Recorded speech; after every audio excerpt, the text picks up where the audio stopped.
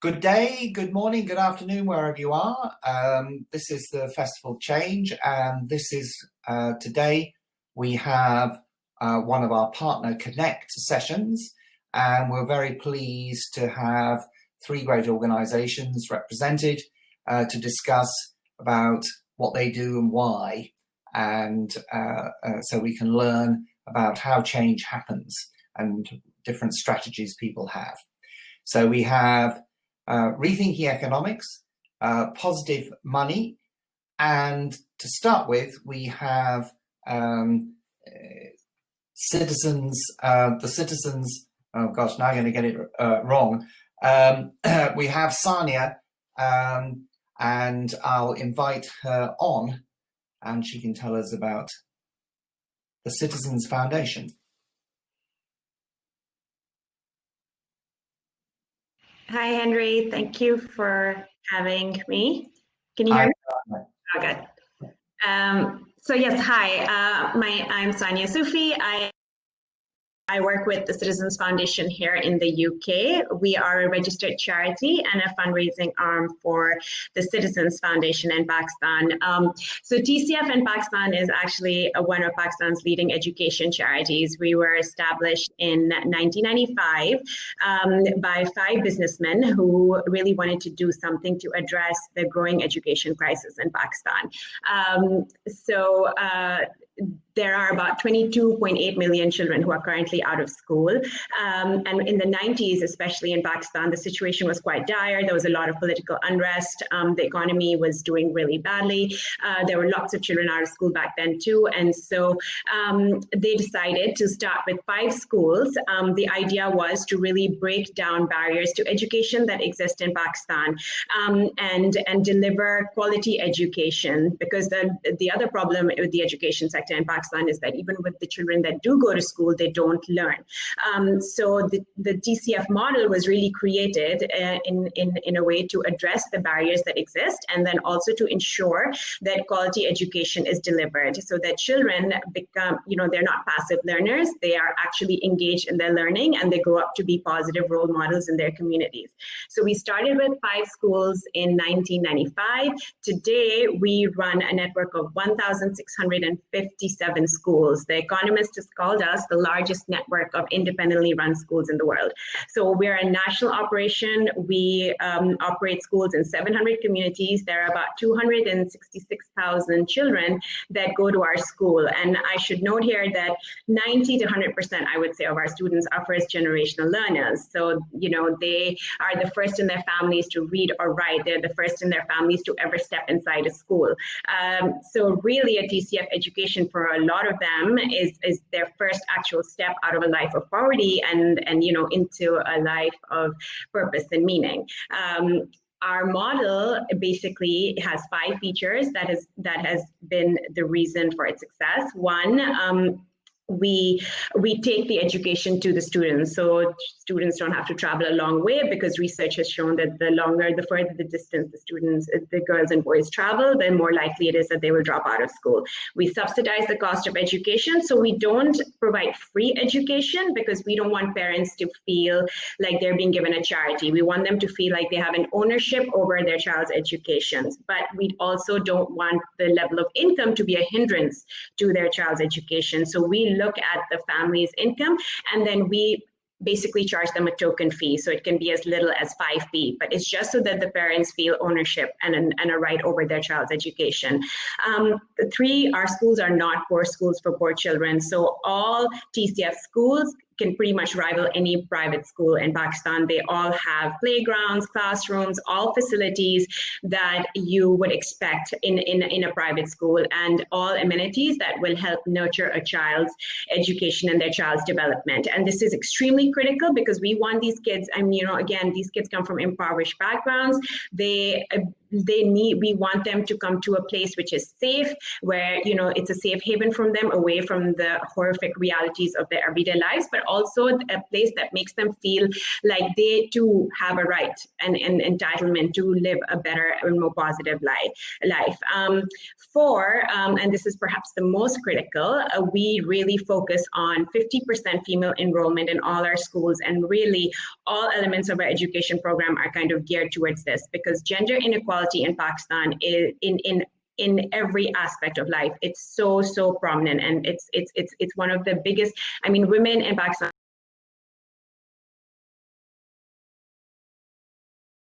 day, you know, they rank low in all social economic indicators. So we really wanted this movement essentially to be a women-focused movement. We wanted to make sure that our model really addresses the gender inequality in education. So we hired, from the very beginning, we hired an all-female faculty. So there are about 12,000 plus teachers and principals, all women, which makes us the largest employer of women in Pakistan in the private sector. And the amazing thing that's happened is that these women have emerged as really strong role models in their communities. You know, they're teachers, they're leaders. So there are other girls that are growing up in these communities. They feel inspired to grow up and become teachers, because they see the respect that is being given to these women.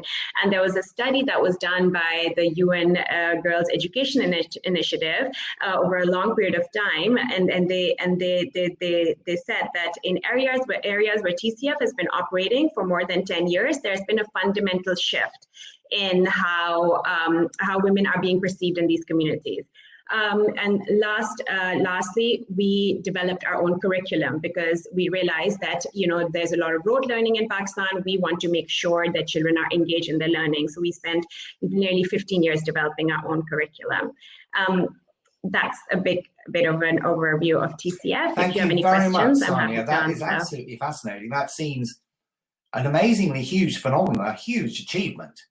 I was just, while people think of their questions, and once you have questions, I'll bring you on the stage. But I had one. What's quite interesting is that you've created an education system that maybe rivals the public education systems. And obviously the idea of public education system, I suppose, is that it has a democratic legitimacy, that the policies and so forth have input from the public, however imperfectly or not. Do you see yourself as, are you working to actually get the government to provide, you know, do you yourself see TCF as being there forever and gradually replacing the public education system, or the reverse? Do you see TCF over time being replaced by a better public education system? That's a really good question, Henry, and actually really relevant. We, our goal is to become redundant. I mean, that is, you know, our ideology is that hopefully at some point the education system in Pakistan will be uplifted to the point that there wouldn't be a need for an organization like TCF. And we have been over the last few years working very closely with the government, because we've realized that, you know, given the scale of the problem, government schools, you know, there are thousands and thousands of government schools. We need to improve education in these institutions.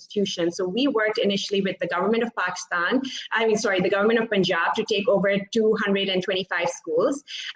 We adopted these schools. We kind of implemented we hired our own teachers, and we saw a dramatic increase in enrollment and in learning outcomes just within 1 year of taking over these institutions. Then, you know, once we were encouraged by that model, we worked with the government of Sindh. So we are working with the government, and the hope is to gradually implement not really the TCF model, but our key learnings, and kind of scale that across while working closely with the government, because we do what our goal is eventually to raise the quality of education all across Pakistan. How do the public schools react? Because if you're doing it all much better, do they feel resentment? Do they, you know, do they learn from you, or do they try and shut you down? Or I mean, because you're obviously a challenge. Because the question is, if you can do this much education so well, why can't they?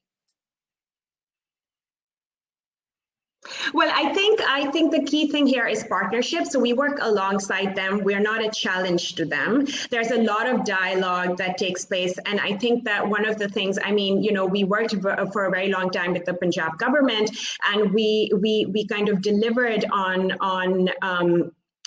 what we said we were going to deliver. So I think it's really important to get the dialogue going firstly. I think that there is always, I think with any,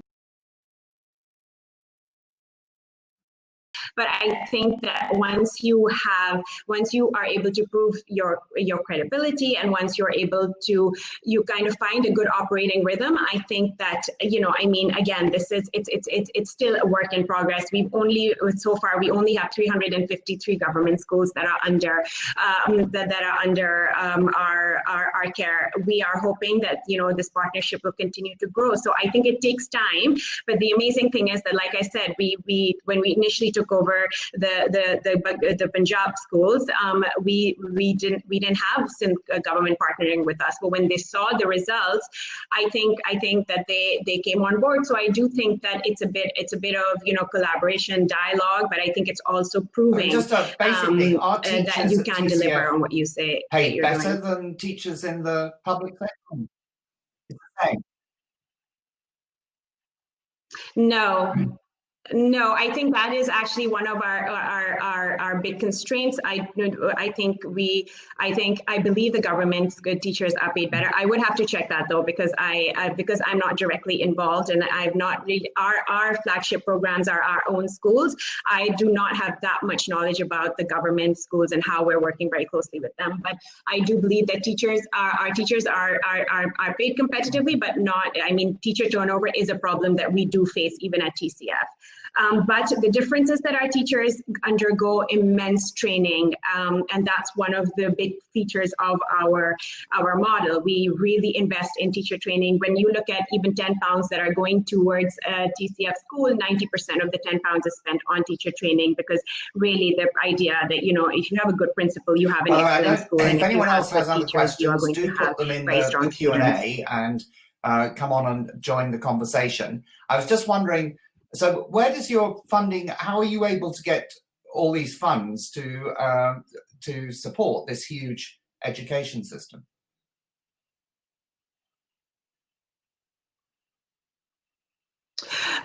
So we have, I mean, we honestly, it's the generosity of our donors. So we have a lot of private donors, people who really strongly believe in education. I think education is a cause that really speaks to everybody. And the interesting thing, you know, that I realized while working for TCF is that, you know, I always thought going in that we would have primarily Pakistani donors that are based in the UK, but shockingly, and very, you know, it's a very nice surprise, but we have a lot of donors across the board, across all nationalities. We actually have a chapter, for instance, an office in Italy, which is run entirely by Italians, which is, you know, just such a great, it's just great to know that, that there are so many people that are passionate about education. So we get, I think 90% of our funding, at least in the UK, comes from private donors. We have a huge backing from trusts and foundations that we apply to and support our programs. And Carolina. Go for it, Hannah. Yeah, thanks, Sania. That's really interesting to hear about your work. I just wondered what age range schools, so if you track students' performance in sort of later life after they've left your schools.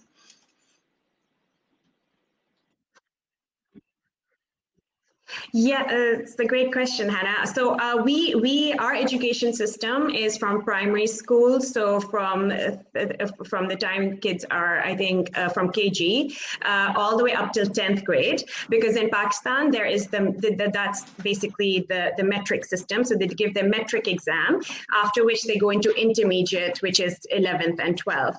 So our schools are till 10th grade, but after that we do stay very close contact with our alumni. We have actually just I think 3 years ago, we established our TCF college, which is basically in Pakistan, intermediate colleges are not very, there are not many of them, and there are not many good quality intermediate colleges. So the TCF college is essentially a 2-year intensive learning program preparing 200 of our most successful TCF students in Karachi to go to colleges, universities in all across Pakistan. So it really helps them learn English. It helps them prepare for university exams. We also have an alumni development program, which was actually started by an alumni of TCF, and he went on to IBA, which is a very reputable college university in Pakistan, and he set up this help for you. And so we keep through the ADP, we keep a really close track on all our alumni, at least till they get to university level. After that, we do try and maintain it, but we kind of believe that we've done what we could. So TCF support never ends for a student, and all students going into TCF know that they can come to us at any point. We have scholarships for our students going to university, so we try and support them in every aspect of their life till they are at that point where they start earning income. Thank you, Sania. Carolina, what was your question? Hi, Sania. Thank you for a very interesting introduction. My question was, how do you envisage to have the further support in the immediate future, not only in terms of funding, but also learning materials? How do you keep up to date with things coming up? How do you provide do you provide digital access in regions and communities where I imagine it can be quite a tricky thing to do? How can the UK help with a charity like yours in a more practical way?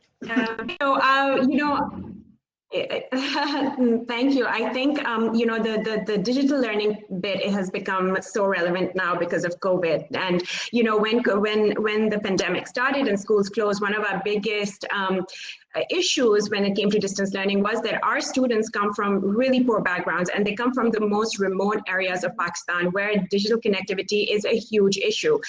So while we try to implement distance learning, we realized that we cannot get to these kids. These children are going to be excluded just by and the whole TCF model. So what we actually did was we launched our own TV show, because we had to kind of go back to the traditional mediums of communication, which is TV and print magazines. So we started printing an edutainment magazine, which we would distribute to our schools. Our teachers would then distribute it, so parents could pick up those magazines from the schools. And it's such a humbling thing to know that this magazine was probably the first and the only thing the child had in their home that they could possibly read, other than maybe Quran, which is a religious book. So we've spent a lot of time and energy in trying to implement more innovative in a sense that adapts to the realities on the ground. Yeah, exactly. So we get a lot of people come to us and say that ed tech and digital innovation, but it doesn't work. And no matter how hard we try, what we did do though was we started WhatsApp classrooms. So our teachers started WhatsApp classrooms for their students, and they would share lessons and share results of the lessons. But again, we wanted to make sure that no one gets excluded, so we had to start the magazine as well as the show. The show has been a phenomenal success. It's it develops, it's based on TCF's play-based learning model, so it's very interactive. It's catered to everybody, so parents can enjoy watching it with their kids, because we also realize that it's so important for parents to be involved in the children's education. So that's kind of the digital, the answer to the digital aspect. In terms of what the UK community can do, really, I think our biggest issue coming out of this is sustainability of our schools. I don't think anyone saw this pandemic coming, and our